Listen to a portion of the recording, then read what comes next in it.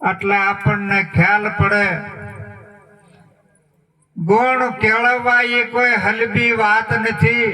ગુણ ક્યારે કેળવાય કે જયારે આ અંગમાંથી અવગુણ જાય ત્યારે.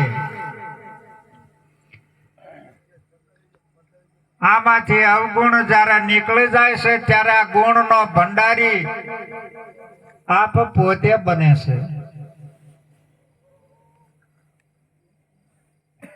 એટલે મહાન પુરુષો એમાં કહે છે કે ગુરુના ગુણને ગ્રહણ કરવા તેથી આપણું આ દિલ પવિત્ર થાય.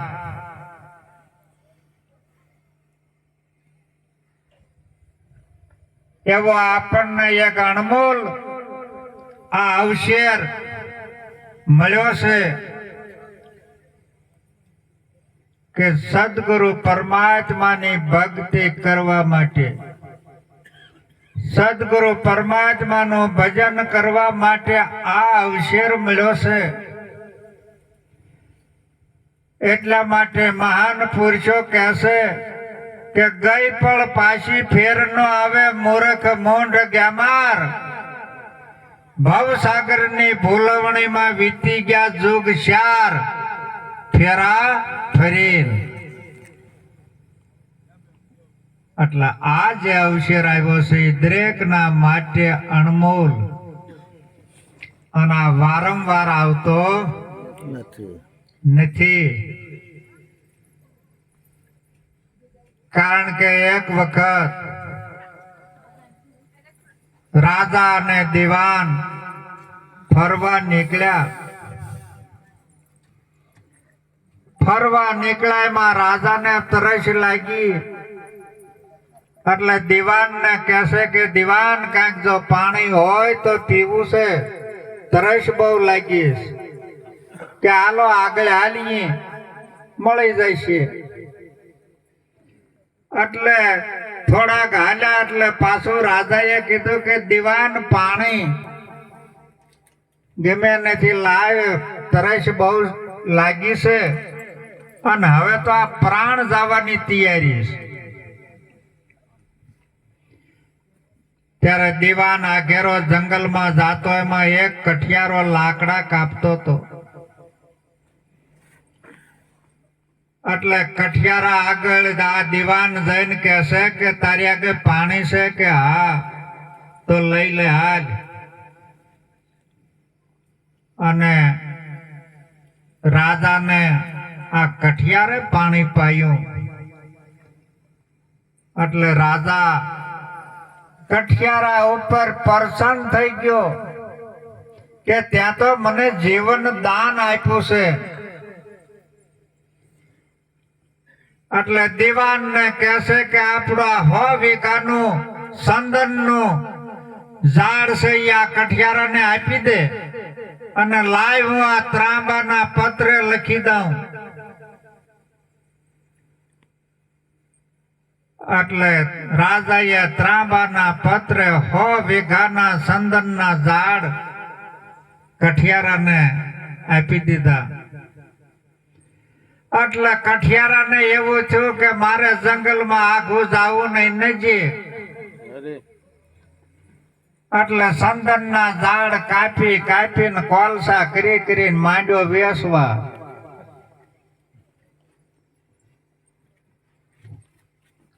એટલે ઘણો સમય જાતા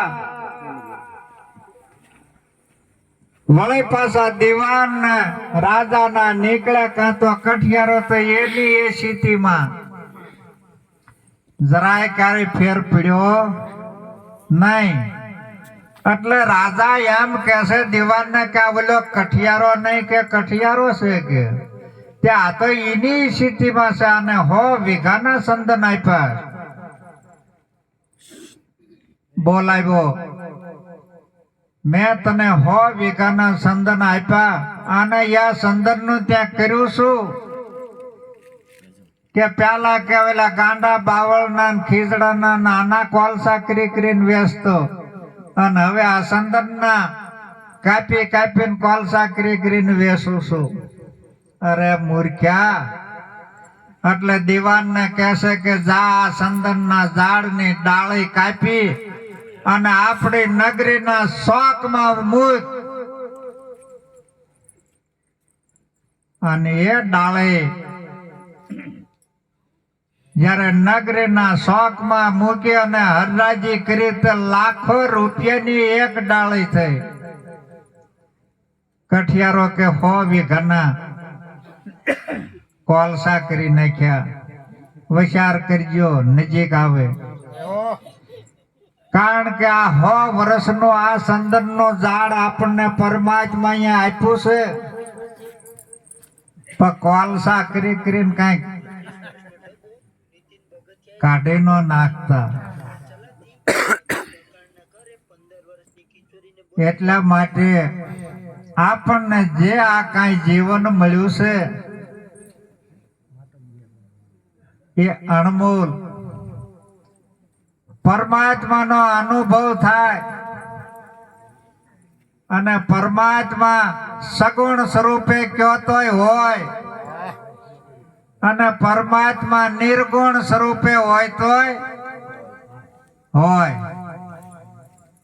અને સગુણ સ્વરૂપે મળ્યો હોય તો જ પરમાત્મા કહેવાય ને, કે નહીં. અને નિર્ગુણ સ્વરૂપે મળ્યો હોય તો અને નિરાકારે મળ્યો હોય તો કોને મળ્યો એવો કોણ એનો પુરાવો આપે? આપે? એનો કઈ પુરાવો નથી. એટલા માટે મહાન પુરુષો એમ કહેશે કે ધન્ય છે કે એવા સદગુરુને તે પરિબ્રહ્મ પરમાત્માની પરખ કરાવે, બ્રહ્મની પરખ કરાવે. આ સગુણ સ્વરૂપ, સગુણ સ્વરૂપ એ કોઈ સામાન્ય ન સમજવું. સગુણ સ્વરૂપ છે એ પરમાત્માનું જ છે. અને સગુણમાં જ નિર્ગુણ પ્રગટ હોકારા દેશે. અને તમારું આ સગુણ ન હોત તો આ ક્યાં રહીને બોલે? બોલવાની કોઈ બારી જ નથી એને. એટલે આ સગુણ સ્વરૂપ છે અને સગુણ સ્વરૂપે એ પ્રગટ છે. અને ક્યાં ક્યાં પ્રગટ થયો છે એના મહાન પુરુષો એના પુરાવા આપે છે. કારણ કે રામચંદ્રજી ભગવાનના 5 તત્વના પિંડમાં જે પ્રગટ હોકારા દેતો એનો એ આજે તમારા પિંડમાં એ હોકારા દઈ રહ્યો છે. કૃષ્ણ ભગવાનના 5 તત્વના પિંડમાં જે બોલતો એ તમારા પિંડમાં બોલે છે ઈનો ઈ. એટલે આને ક્યારેય એવું ન સમજતા કે આ રામચંદ્રજી વખતમાં હતો નાટાણે નહીં હોય. એવી વાત નથી. કારણ કે આ તત્વ તો અનાદિથી જામનો જામ છે, યામનો એમ. અને એ તત્વથી અનેક મહાન પુરુષો સીધ્યા. રામદેવજી મહારાજ હતા પણ એને ગુરુ બાળીનાથ મળ્યા. કારણ કે સદગુરુ પરમાત્મા એવો દિયાળો ને કૃપાળુ છે કે કઈ હદ ઉપર મૂકી દેશે.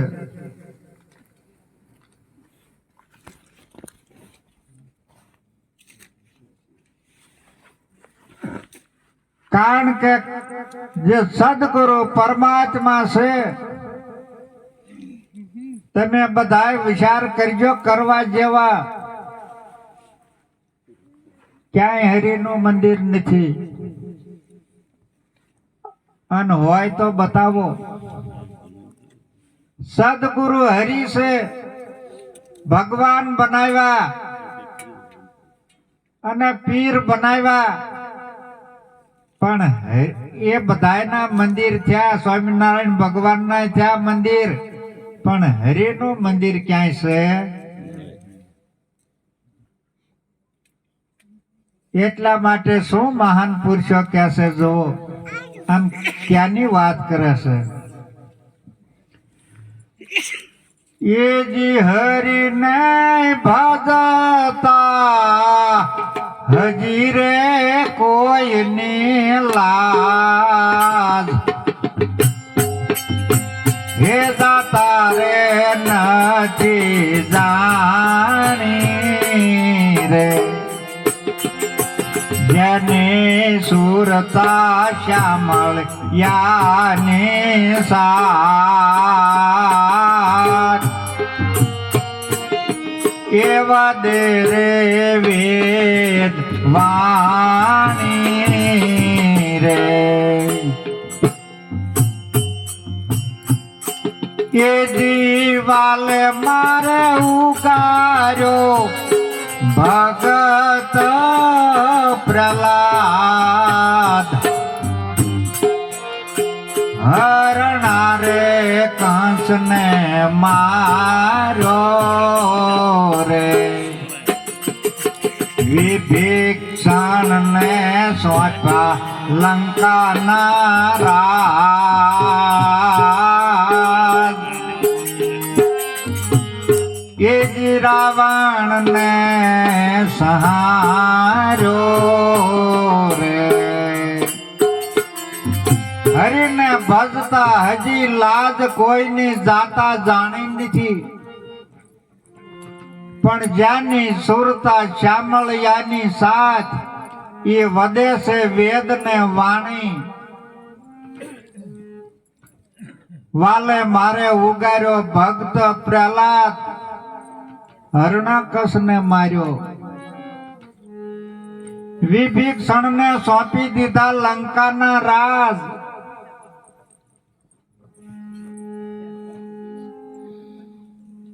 આ હરિનું કામ છે, કેવા આ હોંપી દેશે, એ જે વાલે મારે મીરાતે બાયના ઝેર, એ હળા રે હળ પીધા રે,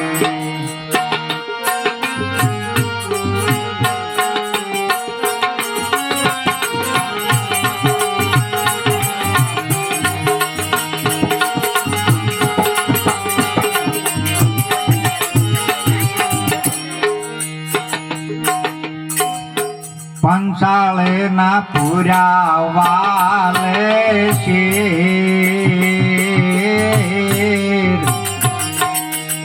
પાંડવ કામ કે ધારે,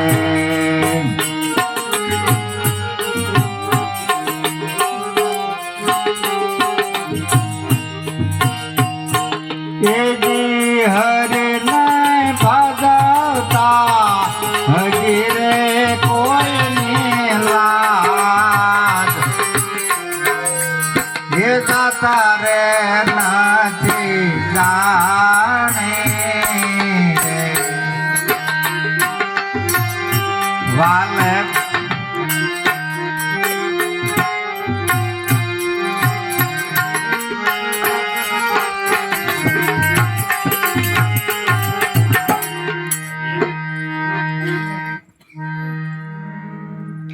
મેરા તે બાયના વાલે જ્યારે પીધા હળાહળ,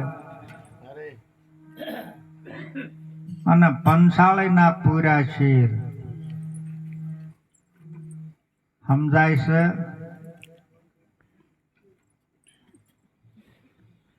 અને તમારા શીર પૂરા છે કે નહીં નક્કી કરજો. આ 5 તત્વ છે એ પાંડવો છે.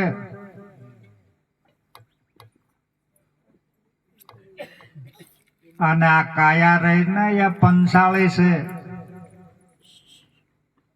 આમાં કેટલા શીર પૂરા છે? 999. આમાં કેટલી નાડી છે? 999. કોને પૂરા છે? પરમાત્માએ.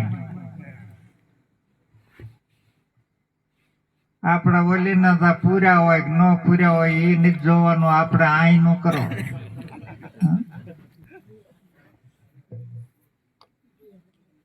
મીરાબાઈ ના ઝેર પીધા વાલે હળાહળ, તમારા કોણ પી ગયો? વિચાર કરવાનો. આજ મીરા ના પી ગયો ને તમારા બાકી રાખી ગયો હોય નહીં. કારણ કે કાળ ક્રોધ મદ લોભ અહમ ને અહંકારા હળાહળ ઝેર ના ભરેલા. આજે તમે સદગુરુ ના શરણે કુરબાન કરી દીધું છે અને આ ઝેર પીનારો તમારો સદગુરુ પરમાત્મા પોતે છે. એની સિવાય બીજો કોઈ પીવે નહીં. આ હળાહળ પી ગયો અને પંચાળના શિરે એ પૂરી ગયો છે અને ભક્ત પ્રહલાદ ને ઉગાર્યો. થંભ ફાટ્યો ને નરસિંહ રૂપ ધારણ કર્યું અને પ્રહલાદ ને ભેટ્યો. હવે વિચાર કરજો, આ થંભ ફાટ્યો તો અને આમાંથી નરસિંહ રૂપ ધારણ કરી અને એ તમને ભેટ્યો. જરાય પણ બીજો ભેટ્યો નથી. કારણ કે એક એમ કહેવાય છે કે એ થંભ ધગ ધગતો અને ધગ ધગતો હતો એ થંભ ફાટ્યો. પણ ધગ ધગતો શેનેથી? આ તરવેદીના તાપથી ધગ ધગતો. અને એ સદગુરુ પરમાત્માએ આ થંભને તોડી નાખ્યો અને એમાંથી શું પ્રગટ થયો? નરસિંહ રૂપ ધારણ કર્યું અને એ તમને ભેટ્યો. મહાન પુરુષોના, કારણ કે દ્રષ્ટાંત ને સીધા જ ક્યાં છે એ સમજો. એટલે કીધું છે કે હરિને ભજતા હજી લાજ કોઈની જાતા જાણે નથી. કારણ કે લાજ રાખવા વાળો એ છે. એક સમય કે ગજ તરસ્યો થયો સાલ્યો સરોવર તીર, ભોળા ભાવે કે ભોળ્યો ને પીવા લાગ્યો આ નીર. ચારેય પગે કે હાંસર્યું ને પગે વીંટાઈ ગયો જોડ. સોંઢ કાઢીને સિંહ નાખી હરિના દાસ. મારી વારે આવજો કે મારા નોધારાના આધાર. નીંદર માંથી કે હરી જાગ્યા ને સંત દુખી થાય. ગરુડ મેલો ગાજતો ને આવ્યા તત્કાળ. પગે પદમ ને હાથમાં શંખ ચક્ર ગદા. જોડ કાપી અને કટકા કર્યા ને વર્ત્યો જય જયકાર. તમારા જોડ કોણ કાપી ગયો કયો જોઈએ?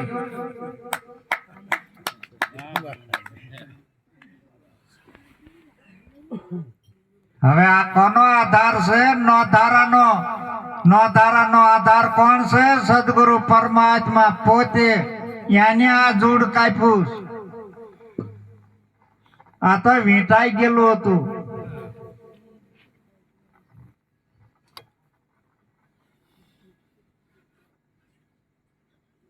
એજી વાલે મારે મહેતા રે નરસાયન હાર. હાથો રે હાથ આપો રે, ધરુ ને સોચા અવિશાળ રાજ.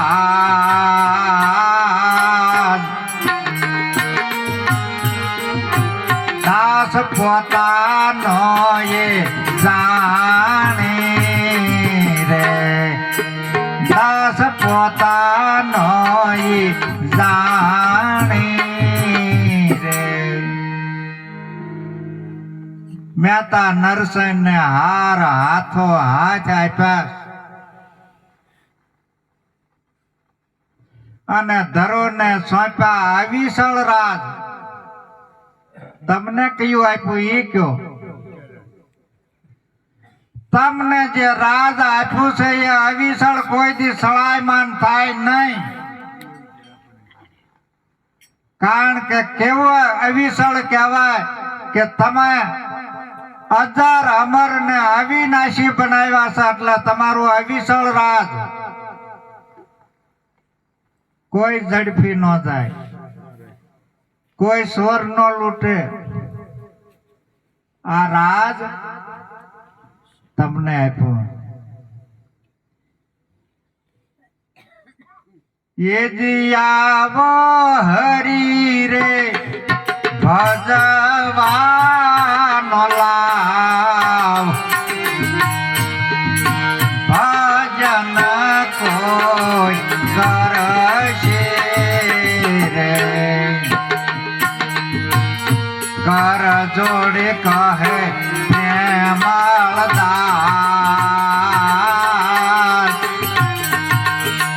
ભક્તોના દુઃખને હરશે રે ભક્તોના દુઃખને હરશે રે આવી રીતે ભજન કરજો ક્યારેય દુઃખ આવે નહીં આવે એવું તો નથી રહેવા દેતો પણ કદાપી કાંઈક શીંડું પડી જાય અને આવી જાય નકર આવવા જેવું રહેવા નથી દીધું સદગુરુ પરમાત્મા અખંડ સુખ આપ્યું છે ખંડિત નહીં આવું સુખ આપ્યું છે એટલા ભક્તોના દુઃખ ને હેરી અને હણી લીધા છે ને દુઃખ ને કે રહેવા દીધા છે તમારા બધા દુઃખ નો હરનારો સદગુરુ પરમાત્મા પોતે છે બોલો સદગુરુ મહારાજ કી જય